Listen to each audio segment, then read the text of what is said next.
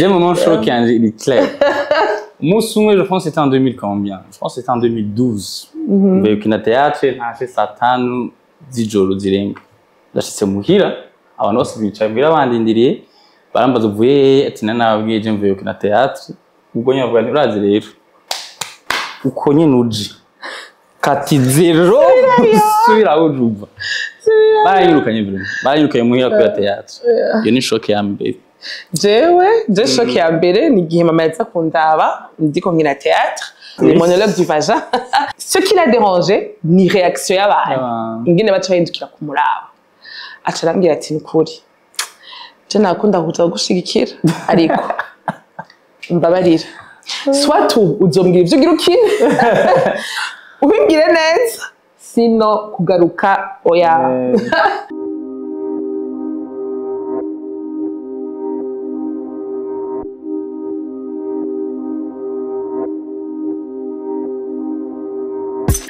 Nitwa Mouroué Pépita. Je suis une artiste, comédienne, je fais du théâtre. Moi, je suis Josué Mugisha. Je suis en français, metteur en scène, chorégraphe, chorégraphe de danse. Je suis au lycée du Saint-Esprit. Je suis dans un club. Et je club de théâtre. Il y a aussi une possibilité de faire ma pièce, il y a Pilipili, dans l'Empire Zakinake. Je suis Saint-Esprit. Atanga abantu nkabatwenza nk'agastar nkagudu kupina gosha doa naje kumurabasha mi théâtre oui c'est pas ça comme Taïla bido wawe trop bien non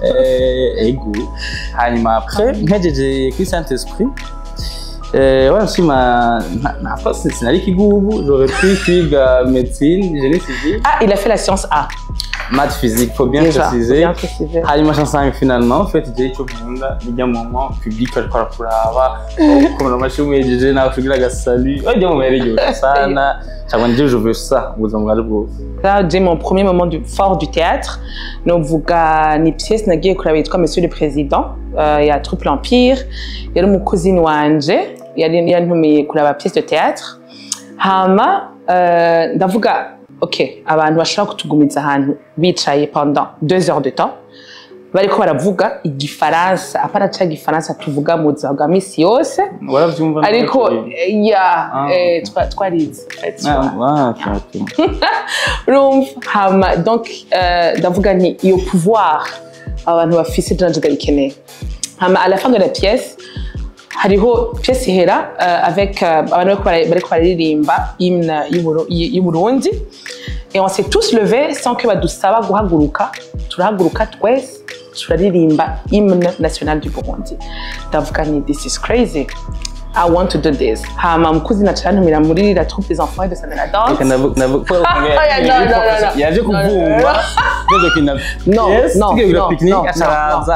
Alors la troupe des enfants et de sa la danse ingene yatanguye la troupe yegeranije abajeune bari mu lycée atandukanye du Saint-Esprit, Notre-Dame, Indépendante, SOS. Non, lycée du Lac. Lycée du Lac, pardon, lycée du Lac. Après dans ma représentation là, quoi je pense avant moi, bahejeje bacaja muri pique-nique. Hama rero muri iyo pique-nique, jewe le metteur en scène ariwe Marshal Mengarugano, yaciye antumira avuga ati si tu veux faire du théâtre, viens rencontrer les gens du théâtre, muri pique-nique et de là tu vas voir si tu peux. Dans ma répétition, ça c'était ma première rencontre avec le théâtre. Formation Yambele théâtre, jewe nibuka. Nuko yoba yarabaye muri 2014 yigishijwe n'umuntu yitwa Olivier Koyet cyatumwenjwe muri contexte ya festival Buja Santa. Kuva rero yatire ya mbere twashotangura kuza twimvira uko bintu ushobora gukora ibyese mu buryo buri poussé mu byumvira urumva buri atari bya bintu twama dukina dumanya classique imbere mu buryo dushobora kwimvira mu buryo buri contemporain théâtre. Après chaque édition il y a festival hashi hazaraza abantu baza kwigisha do ma formation aba invité gushika n'ubu d'ailleurs bacaba ikintu cadufashije ngaho no kuberiki kwarakira abantu babashitsi baje kutwigisha bakaduha ubumenyi natwe mu ma rendez-vous basanzwe bafise ama festival canke iki tugaja turonka possibilité yo kujayo natwe ça veut dire ugaja twungura ubwenge muri ubwo buryo kera twarafata ama pièce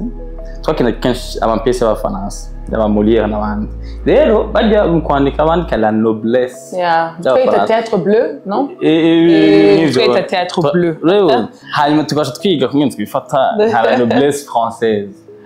Ça n'a rien à voir n'umurundi ibera mu gihuja mu kirindo kumusaga mugabo kugira twiga igifaransa au fait twabigira ko tubikunda go kugira twiga igifaransa hanyuma dushobore kuba abantu bari cool kuri je kumvuga ku gisata canje ki Saint-Esprit quoi répéter pendant 6 mois que ça doit 2500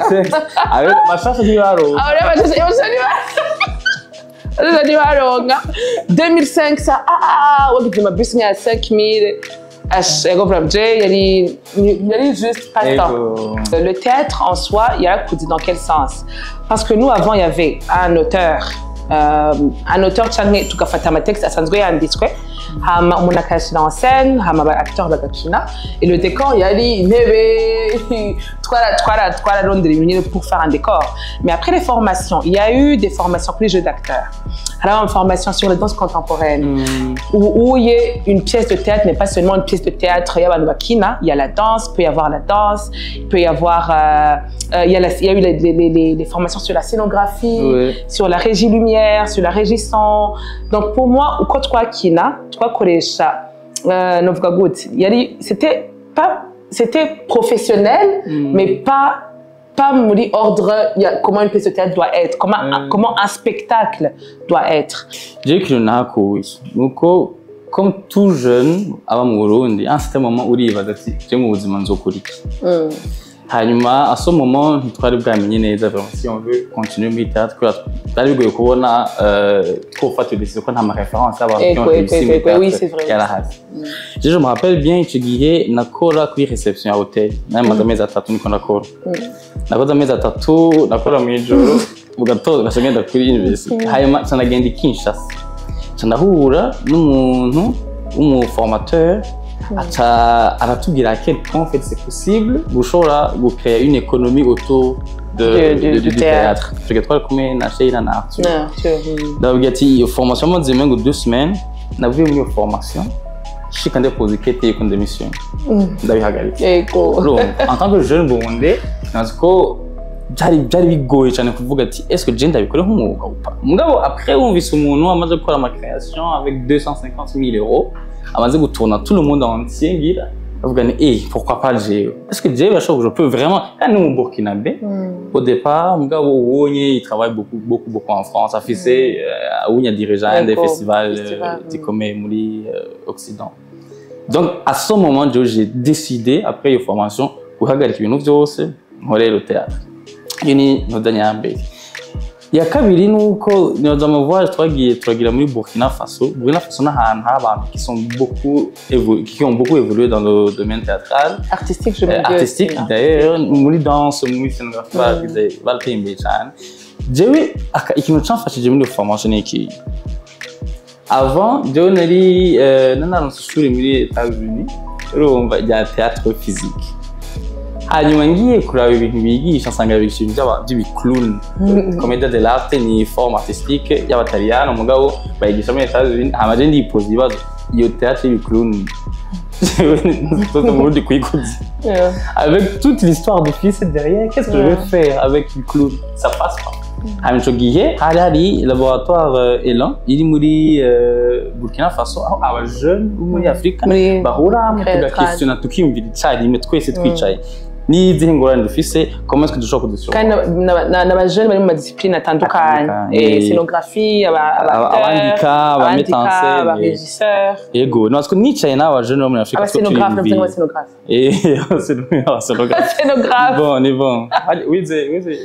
oh my god urumva twicaye turi abajene bo muri Afrika twese dusanga ibibazo à ce moment j'ai décidé vraiment guhagarika byose nkakora théâtre iyi ni mu ya kabiri mu nyingi ya gatatu hari umudamu wo muri Senegal yitwa Germaine Akonyi yazanye iyo shuri École des Sables akiri muri Europe bamubwira ngo umubiri wiwe ngo ntashobora kuba umustar muri ballet ntashobora gutera imbere gose kubera afite ibiforme nyene ibisuso byo mu Beninoise pa J'ai mon soin contre la gagne, il y a un peu de choses qui me challenge. Est-ce que tu penses que quoi dire watamba iwanyu bitanga ibintu biri folklorique, tu penses yuko bakora par instinct canke hari technique iri derrière intelligence bakora créer no mu madanse je kimbajije amubwira nje ntabwo ari instinct kubera yuko nta shuri ryavyo rya bati déjà le fait que ushobora gutransmettre ico kintu kikava ku muntu c'est clair technique donc il y a un travail à faire umuntu akagira une documentation sur ça nagarika rero kandi nagenda nagarika inshuro nyinshi mbwa uyu moment nashamvuga ni je veux me lancer dans la recherche mi théâtre gandabe qu'est-ce qui fait intelligence muri no mi domaine tu j'ai pris une année sabbatique mi théâtre muri année sabbatique aba collègues twatanguranye c'est là où ils ont eu niho batanga mobilité vers le Burkina Faso pour la Boélan les récréatrales hama bagarutse narabonye ingene bahindutse kira ntitwasoma cyane les livres de théâtre maintenant bamvugisha twayaga bayaga entre eux à propos du théâtre les livres du théâtre les auteurs africains n'ibintu tutakuze dukora hama ndavuga nti wow en fait bwabundi turiko turaja hano nimba tuva ino tukaja mu mahanga tukagaruka twakuze twungutse ubwenge sinzi ko bavuga twungutse ubwenge ndavuga nti ndasubiriyeyo déjà byatumye nsubira gukora théâtre hama je pense jewe icatumye mvuga nti je vais vraiment me professionnaliser en théâtre naba invité baza kuduha ma formation hama bashiramo ndababaza ikibazo muri sio ko mukora théâtre yonyene akindi kintu mukora ku ruhande none muri haguta kandi ugasanga bafise abana bafise imiryango kandi bakabikora avuga ati ja kazi kanje ni théâtre donc birakunda donc pour moi c'était déjà birakunda ko ibi ndiko ndakora kandi nkunda bishobora kumbesha j'ai un moment choc qui est clair moi je pense c'était en 2000 combien je pense c'était en 2012 Burkina théâtre ntaje satanu z'ijoro zirenga ndashitse muhira abantu bose bicaye ngira bandindiriye barambaza uvuye ati nanabwiye je mvuye Burkina théâtre ubwo nyavuga nti uraje rero uko nyine uji kati zero subira ujuba bayirukanye muhira kuri théâtre iyo ni shock ya mbere je shock ya mbere ni gihe mama yatsa kundaba ndiko nkina théâtre hama d'après le rôle nari mfise nakina rôle muri umugore n'umugabo nakina rôle y'umupute sinzi ko nshaka kubivuga ngaha nakina rôle y'umupute et on faisait hariho une pièce de théâtre qui les monologues du vagin les monologues du vagin donc les monologues du vagin et dans cette pièce de théâtre la publicité il y a dit vraiment on a fait une bonne publicité je pense que c'est niyo pièce iheruka niyo se publicité niyo twaronse ego vraiment nuvuga yuko umurongo warugera epfo hari epfo ça veut dire que nuvuga yuko numu oncle numukuza numutante batari bwakone sur scène bavuga ati iyi pièce fonza kwira ndiko ndakina nuvuga abantu bose baca bahindukira bakarama mama wanje ouais pour elle ça la dérangeait pas parce qu'elle connaissait le texte ce qui la dérangeait ni réaction y'abantu ingene baca bahindukira kumuraba acharambira ati ukuri je nakunda kuza gushigikira ariko mbabarira soit uzombwira ivyo ugira ukine ubimbwire neza sino kugaruka oya le courage nibaza yuko twese twari umugwi turi sude gose twari dusangiye la galère je pense twese twarakunda ivyo turiko turagira mugabo tuza manabi tuzi kungene tubaho twashigikiranira ça c'est la première chose deuxième chose ikintu caduhaye courage no kubona justement ama rencontre n'abantu hanze qui ont réussi babikora nk'umwuga kandi atari nécessairement aba jeune ahubwo banakuze usanga babimazemo imyaka myinshi yindi courage ya gatatu ahandi hantu twakura courage n'ukuri ntabwo twari dusara mu mutwe n'ubusaze bwo mu mutwe ko je ko ndaraba la souffrance twaciyemo honnêtement kugira ngo ushobore kwipermettre kuyibamo nuko mu mutwe uvuga uti ndubahutse gukora ivyo nkunda ndabikoze umwanya muremure ntako ndinjiza amafaranga no munsi jewe niko nkora projet y'ubushakashatsi ku bintu vyerekeye guhinyanyura ivyese ni projet natanguye mu mwaka wa 2022 natanguye kuyandikira muri site international des arts i Paris mu France igituma nagiyeyo ni kubera iki ndagomba mbona mu Burundi jewe iyo nsohotse mvuye mu Burundi ngiye guhura n'abantu bakina yaba abanyafrika canke bo hanze mbona bose bafite amadiplome mbona bose baravize je naragize ibakwe gushobora kwiga bimwe mbwa nkabona umengo abanyafrika benshi cyane cyane abarundi comme tudafise aho tuvyigira basanga barikengera cyane babona ko badashoboye nkaca mbona iyo abo onye hamwe n'abandi b'Abafaransa canke abandi muri bihugu bavyigiye bagiye hamwe basanga fait le rendu c'est le même basanga la performance des fois c'est mieux ngahanye que ahanye c'est mieux ngahanye cyo ni cambere cyakabiri naho narababajwe cyane kuyimvira yuko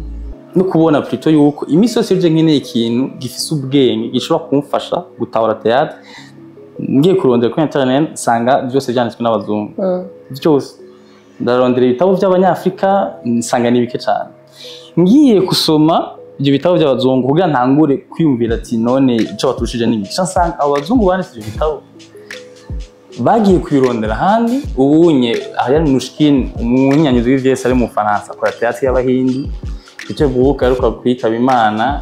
théâtre yiwe yakuye muri Afrika no muri Amerika Latine Antonine Artaud afite philosophie théogo y'ibintu bya théâtre yabikuye nawe nyine muri danse balinaise nsanga en fait nabo bantu byitwa ngo no munsi bari mu Faransa bari muri Europe niyo référence y'ubwenge byose bagiye kwikura hanze nashambona umengo umurundi adafite diplome agiyeyo ataba ikibazo kuko umengo nta bwenge abifisemo ico kintu rero kishakina hevote ishuri nari mfise muri Amerika ndayiheba byo muri Afrika y'Epfo nagiye ntahejeje kubera yuko ibintu nako ndiga nasanze bidahuye n'ubwenge bukenewe ngaho ngo dushobore gufata ubuzima tubayemo tuhe forme y'ivyese hanyuma nkuko nabwiye muri Afrika nagiye ndahura n'abantu muri Burkina Faso muri Senegal sanga ikibazo twagize nuko abanyafrika bagiye baratera imbere ntibigeze bandika ku bwenge bwo bariko bararonka n'ukungene bashobora gukora ivyese byabo shanibwira rero yuko umurundi sinzoza kumwigisha ibintu bigisha mu Faransa ndakeneye ko umurundi ari hariya mu Cankuzo canke mu Karusi aje muri théâtre tumubwira mu materme yumva ça veut dire muri danse uriga le rapport au sol et tout mu Burundi twafise umuyewe n'ibindi n'andi ego ama forme de danse ubona ko afite ubwenge bwinshi cyane ubwo si c'est pas documenté nta trace ikindi cambabaje nagiye mu maclub traditionnel ko ndarondera ubwenge mu kumene cyo dusanzwe hinyanyura ibintu chansanga ubonye nko mu kwigisha ama style de danse bigisha ama répertoire ama chorégraphie ça veut dire ni ibintu bimaze imyaka batamba bya bindi nyene uco yumvira igihe ariko biraba créer hararo technique yatumye haza ico bita vocabulaire ça veut dire uburyo bwinshi muri même cadre muri même style de danse uburyo bwinshi bafite technique yo gushobora ku créer ama chorégraphie menshi ariko ubunye ushaka mu maclub traditionnel ayo ushaka yose bakwigisha chorégraphie bya bindi nyene kazo bitamba depuis des années ikindi nasomye igitabo cy'umuntu yakoze ubushakashatsi kuri kunka Jacques Lecoq nsanga ubushakashatsi bwiwe ntaho nta nubwo wona shira hamwe n'ubushakashatsi abarundi bagize uravye umurundi yicaye kubera yuko inka imuha amase fromage amata inyama kwambara yariravye et à partir il y a technique d'observation il est presque la même chose ni à Jacques Lecoq ari mu Faransa à partir de ça il a créé un vocabulaire et des chorégraphies et depuis des années nous franchement ko tura développer que sur la vache je rero ndabiwe navuga ni c'est pas logique yuko kumvumenye ngo bwenge burahanga mon projet nuko ufata ivyo abandi bakoze ko c'est important kwifatanya n'abandi ivyo abandi bakoze n'ivyo dusanzwe dusenga mu buryo bwose bushoboka yaba mu kungene tujisha mu kungene tubyina mu kungene dukubita umuyebe amaguru hasi no twakohoso ale yose tufatanya kugira ngo wa murundi ari mu Cankuzo azogira un jour ikintu c'igitabo kimudetayira mu buryo bugaragara kandi buri clair ati ushaka kugira théâtre urashobora gutangurira ngaha n'ubumenyi ushobora gukura mu bintu imaginaire isanzwe ihuye n'icuri naho jewe ndiko ndiga nongera nkorera mu France avec une pièce de théâtre yitwa Opération Rumba ikaba nashoboye kubishikako par aya maformation nyene twababwiye kubera ko kuntu aba étranger aba artistes invités bavuye hanze bazino baratwigisha ariko bakabona yuko natwe dufise ikintu on a quelque chose à dire au fait hama turakorana yego hama voilà je n'ivyo ndiko ndakora muri uyu mwanya yego Quand même, tu tournes bon, je suis en tournée internationale et je suis en tournée internationale. C'est ni mu Faransa, ni mu Suisse, ni mu Biligi et jusque là naho. Jewe nguma mvuga sinkora gusa. Ndiko ndiga ukungene jewe nakora théâtre ngaha. Siko hariya bigeze ahandi hantu kuko barashigikiwe cyane baba bafise des financements z'amahera menshi cyane gose, ce qui fait à ce que umuntu aba ari à l'aise et confortable de créer là-bas. Narabonye comment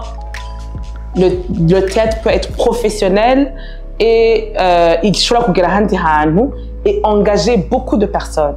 Urumva kuko ino byinshi turavyikorera, ino usanga wandika, usanga ariwe ajejwe logistique, usanga ariwe ajejwe ibiki, ariko hari akazi karagabuye,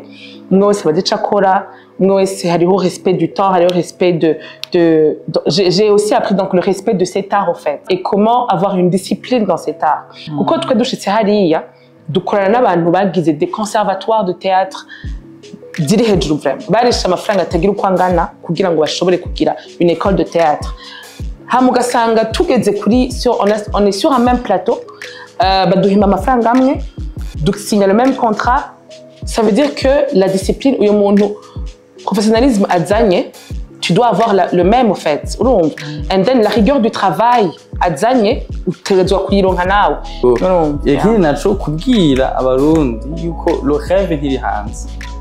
Ikibazo apana ikibazo igituma tugaruka nuko je pense ko turafise espoir cyane k'ibintu bishobora gukorerwa ngaha. Le rêve si yo kuja hanze, le rêve no gushobora gutera imbere ngaha mu Burundi tukagira ivyese biteye imbere bikozwe mu buryo bwiza. Rero j'encourage d'ailleurs uwo kwambaza comment ibi bintu ndabibona mu Burundi,